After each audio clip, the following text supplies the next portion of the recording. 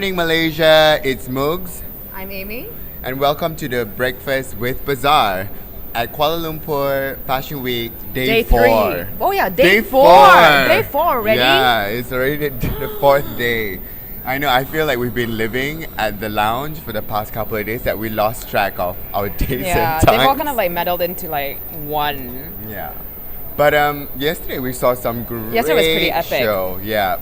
What was your highlight? AJ is my favorite. I mean, because obviously I wore her yesterday, but I've always been a big fan of her unexpected silhouettes, and she really brought her A game down at A Jane. Yeah. No, but what I liked about this musician come designer is that she actually produced Her own music. for the runway. It was really, really cool. It had this like tribal beat to it, and the clothes actually really resonated along with the soundtrack. And there were lots of oversized earrings. I'm a big fan, as you can see, and some of them actually were as big as like even bigger than a palm, like it's as big as your face. Yeah, and I actually had a chat with AJ a couple of weeks ago before the show, and then do you remember the lantern sleeves? Oh yeah. It actually took her 2 weeks to actually ensure that the shape and everything was, Yeah. you know. It wasn't just like a structured. normal like lantern shape like what you think of, but it was shirred in between, so it really looked like more than an accordion really. Yeah. Right? Don't you think? And then we also had Atelier Fitton, who Yeah. was with the collection that was inspired by equestrian and polo. So I thought that was a real fresh take on menswear. Yeah, you know what was really fresh though? I mean, it's not just menswear that he did, right? There was like a long flowing shirt dress, and of course he's extended his collection for women, but not just women this time around. If you guys look closely towards at the show from last night, you could see Patricia Knutson's daughter Sophia also wearing a matching shirt dress as her mom. How cute was how cute was that? that though? With like a matching headband. Of course, she like took it off after 5 minutes. She was just like, I'm done with this. Wah. but she actually sat there on Pat's lap and just watched the entire show like this. I think that kid has a big future ahead of her. She's so runway Yeah, ready. she's so runway ready, and she Watch knows how out, to dance. world! Sophia's coming Yeah, for you. Sophia Knutson, Sule Knutson. And yesterday they also crowned the winner for the Air Asia Runway Ready search. Yeah. So we want to congratulate Team Vietnam, Tran Thi Thu, who presented an amazing collection. And it was very much well deserved. Yeah. And here's I heard stories that she did not even leave.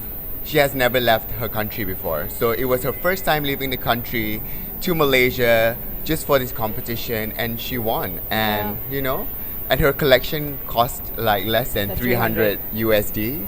Like, it just goes to show that if you dream big, it doesn't matter how much you have in That's your right. pocket, you can achieve it, right? Yeah, and speaking of celebrating things as well on a very big occasion, this year marks Sonny San's 20th anniversary, and of course the late Sonny San passed away last year, but I think we're going to take it to another level this time around with its own in-house team. It was inspired by a Japanese artist, Yeah. wasn't it? So we'll be seeing more of that later on today, and continuing the activities that we've had throughout this week as well. I'll be doing interviews with Kun Hui and Jonathan Liang, who came all the way down from Paris, and as well as Sazi Falak, who I'll be doing an interview with after this. Yeah. What about you? I'll definitely be attending Jonathan Liang's show, Yeah, the of course. Paris-based Malaysian designer. So he's traveled like a long way just to present his ready-to-wear collection, and we also have a designer who's going to be presenting his collection from China, the brand called Reclothing Bang by Zhang Na. So I'm really excited to see what they have to bring onto the runway. I mean, this is kind of what we've been talking about, the trend of upcycling rather than recycling. And we see this again at Victor and Rolf, and at Chanel, and again Kasha, who we saw just a few days ago. Yep. And I think we're going to be seeing something that's quite interesting as well, because everything is just recycled and upcycled materials. It's a huge It's thing. a huge that's trend happening. as well, and it's just conscious fashion, and Yeah. it's just something that we need to kind of Embrace learn as to well. embrace.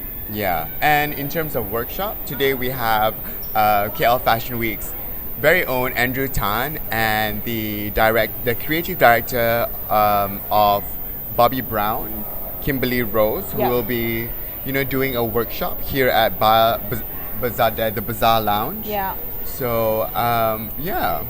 I mean, you're always runway ready though, because like you always look at he's wearing a bangkong, guys. A bangkong is a corset, corset. in Malay. You know. But yeah, it is just to, hide my excitement for all the shows that's gonna go on today. It's to hide its lunch, let's be Yeah. honest, and let's be honest with it, okay? Anyways, I guess we should head to the runway now. Yeah, I'm gonna be talking with Sazi after this, so stay tuned for that. Yeah. Take care, guys. We'll see you on the runway. Bye.